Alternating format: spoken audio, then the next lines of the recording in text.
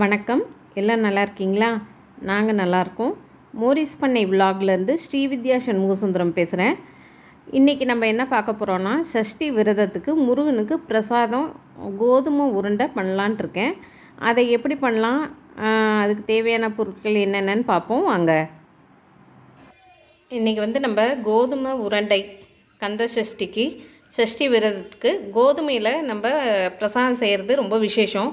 அதில் கோதுமை உருண்டை, பயத்த உருண்டை, ரவா உருண்டை மாதிரி கோதுமை உருண்டை செய்யலாம்.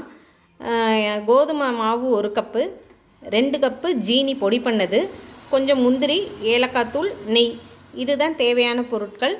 இனி எப்படி செய்யலான்னு பார்க்கலாம் வாங்க. 3 ஸ்பூன் நெய் எடுத்துருந்தோம். அதில் 1 ஸ்பூன் நான் இப்போ எடுத்துட்டேன். இதில் இந்த கோதுமை மாவை போட்டுடலாம். நம்ம கோதுமை மாவு நல்லா வறுத்துடணும். நல்லா வாசம் வரும், நல்லா மணமாக இருக்கும். அந்த நெய் கட்டியாக இருக்கிறதெல்லாம் அப்படியே உருகி நல்ல ஒரு வாடை நல்லா இருக்கும். பார்த்திங்கன்னா அப்படியே மீடியம் ஃப்ளேமில் வச்சு நம்ம அப்படியே வறுத்துட்டே இருக்கணும்.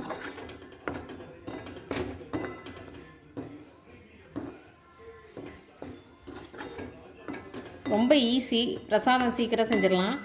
இது கோதுமை பிரசாதத்துக்கு ரொம்ப உகந்தது. இந்த கந்தசஷ்டியில் 6 நாளில் 1 நாள் கண்டிப்பாக நம்ம இதை செஞ்சிடணும். ரொம்ப விசேஷம். அதே மாதிரி லக்ஷ்மி பூஜை என்ன செஞ்சாலும் இந்த கோதுமையில் என்ன கோதுமையில் எந்த பிரசாதம் வேணாலும் செய்யலாம். கோதுமை ரவா, கேசரி, இல்லை இந்த மாதிரி கோதுமை உருண்டை, இதுமாரி எது வேணாலும் கோதுமையில் செய்கிறது விசேஷம். அதுமாரி சஷ்டி விரதத்தில் 1 நாள் கண்டிப்பாக கோதுமை ஆட் பண்ணணும். கோதுமை ரவா போட்டு பால் பாயசம் வைக்கலாம், கேசரி செய்யலாம். அந்தமாரி கண்டிப்பாக ஒரு நாள் ஒரு பிரசாதத்தில் கோதுமை 1 நாள் கண்டிப்பாக வந்தே ஆகணும். லெமன் ரைஸ் 1 நாள், இது 1 நாள், இந்த கோதுமை உருண்டை 1 நாள். ஒரு நாள் திருப்பாகம்ங்கிறது ரொம்ப விசேஷம். அடுத்து நான் செஞ்சு காமிக்கிறேன் பாருங்கள். திருப்பாகம் 1 நாள், தெனை மாவு வச்சு 1 நாள் பிரசாதம் செய்யணும். அதுக்கப்புறம் தேன், பால், அது பஞ்சாமிர்தம் மாதிரி 1 நாள் வைக்கலாம். பால் பாயசம் 1 நாள். இந்த 6 நாளைக்கு 6 இது. இதில் இந்த கோதுமை, தெனை, திருப்பாகம் இதெல்லாம் ரொம்ப முக்கியம். இப்போ நல்லா வறுபட்டுருச்சு, கலரும் சேஞ்ச் ஆயிடுச்சு, வாசமும் நல்லா வருது. மீடியம் ஃப்ளேமில் வச்சு அப்படியே வறுத்துட்டே இருக்கணும். நம்ம நாளைக்கு திருப்பாகம் செஞ்சு காமிக்கிறேன் பாருங்கள். திருப்பாகம் சூரசம்ஹாரம் அன்னைக்கு நம்ம செய்கிறது ரொம்ப விசேஷம். நாளைக்கு உங்களுக்கு திருப்பாகம் செய்கிறேன். அப்போ கந்தரப்பம் 1 நாள் செய்கிறது ரொம்ப விசேஷம். அது கார்த்திகை அப்பம்னு சொல்லுவாங்க. கார்த்திகை தீப அப்பையும் அவங்க அது செய்வாங்க. ஆனால் இந்த சஷ்டியில் கந்தரப்பம் பண்ணுறது அவ்வளோ விசேஷம்.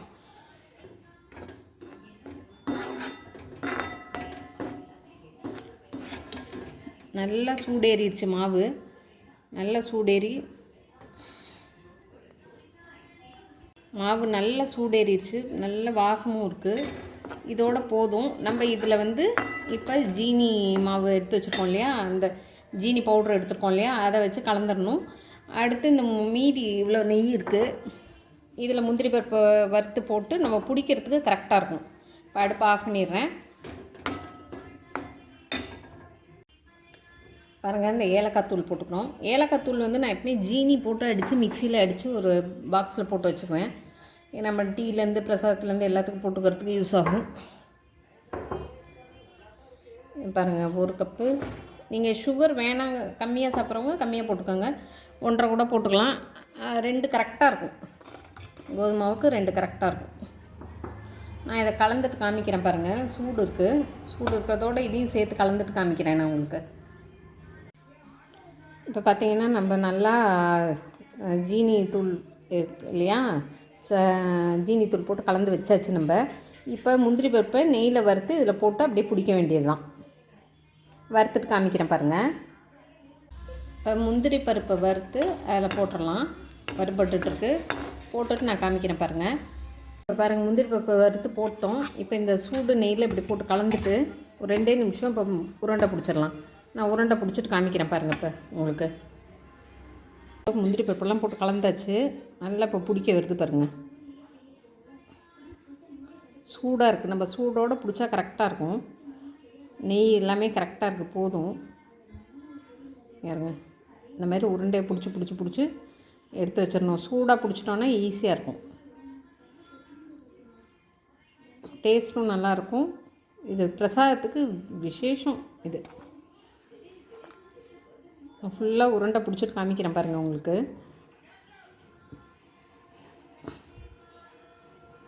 நெய் போதுமானதாக இருக்குது. உங்களுக்கு சப்போஸ் பத்தலை பிடிக்க வரலைன்னா கொஞ்சம் நெய் ஊற்றிக்கோங்க. இது நல்லா பிடிக்க வருது. நான் உங்களுக்கு பிடிச்சி முடிச்சுட்டு காமிக்கிறேன் பாருங்கள்.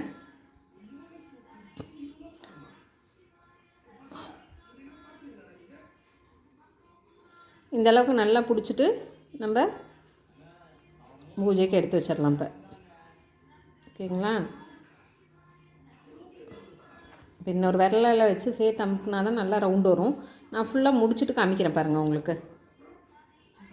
பார்த்திங்கன்னா உருண்டை பிடிச்சி வச்சுட்டேன் நான். 14 உருண்டை வந்துச்சு. நெய்வேத்தியம் பண்ண போகிறோம், அதனால் 14 வந்தால் சரியாக வராதுன்னு ஒரு சின்னதாக ஒரு உருண்டை 15 வச்சுருக்கேன். இப்போ சாமிக்கு பூஜை பண்ணிவிட்டு காமிக்கிறேன் பாருங்கள்.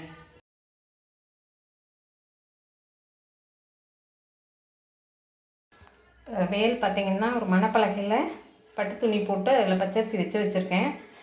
அடுத்து ஓம் சரவண பவனுக்கு 6 இது நட்சத்திரம் போட்டு இந்த கோலம் போட்டிருக்கோம். வெத்தலை வச்சு இனிமேல் வைக்கணும். இந்த பிரசாதம் வச்சாச்சு.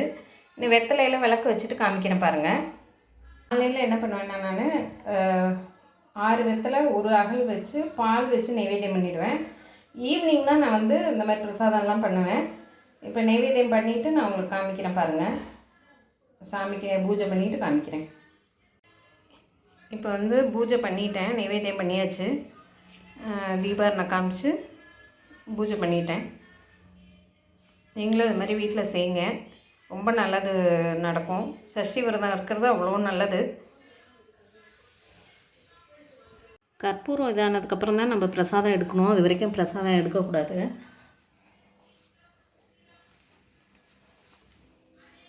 ஒரு ஸ்டார்லேயும் ஒரு வெத்தலை விளக்கு வச்சு ஏற்றணும்.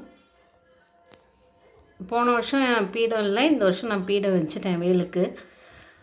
கலசம் சம்ஹாரம் அன்னைக்கு கலசம் வச்சு சாமி கும்பிடுவேன், முருகனை கும்பிடுவேன். நீங்களும் இது மாதிரி வீட்டில் செய்யுங்க, நல்லது தான், நல்லது நடக்கும். நம்பிக்கையோடு செய்யுங்க. தேங்க்யூ.